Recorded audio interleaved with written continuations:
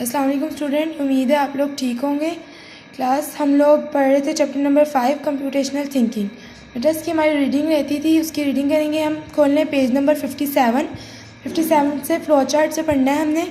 A flow chart is any other problem solving tool that represent an algorithm in pictorial form.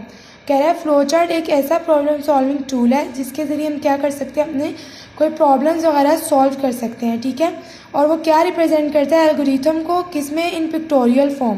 Pictorial form कौन सी होती है बेटा, जो symbols वाली form होती है, ठीक है। अभी आगे जाके मैं आपको दिखाऊंगी।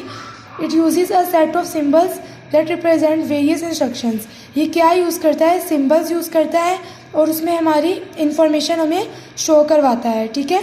And show the sequence and interconnection of functions. और इसमें क्या, एक सीक्वेंस, उसका स्टेप बाय स्टेप और उसका जो आपस में कनेक्शन होता है वो हमें शो कराता है with the use of lines and arrows. किसके ज़रिए, लाइंस और एरोज को आपस में जोड़ के। आगे देखिए इसके सिंबल्स हैं, ठीक है बेटा। ये देखें, ये था जो मैं आपको कह रही थी कि ये देखें, ये सिंबल्स के ज़रिए बनता है और ये लाइंस और एरोज के ज़रिए इसका कनेक्शन होता है बीच में, ठीक है। अब ये सिंबल्स पढ़ लेते हैं। इसके सिंबल्स, सबसे पहला सिंबल हमारे पास क्या है, ओवल है। ये किस लिए इस्तेमाल होता है, स्टार्ट करने के लिए या फिर स्टॉप करने के लिए। हमारा कोई भी फ्लोचार्ट जो हम बना रहे हैं उसको जब हम स्टार्ट करते हैं तब ये ओवल यूज़ करते हैं और जब उसको एंड करते हैं, स्टॉप करते हैं, तब ये यूज़ होता है, ठीक है। देखिए लिखा हुआ है डिस्क्रिप्शन में, represent the beginning and the end of a flow chart.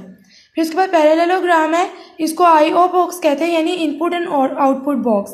ये क्या, इनपुट और आउटपुट इंस्ट्रक्शन शो करता है फ्लो चार्ट में, यानी जो इनपुट हम दे रहे हैं, जो डाटा हम दे रहे हैं और जो आउटपुट उसका निकल रहा है, ठीक है, वो शो करवाता है।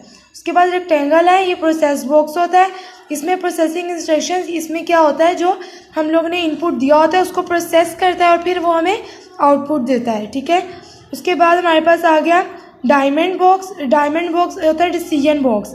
ये क्या होता है, represented instructions that involves a condition with 2 options, yes and no.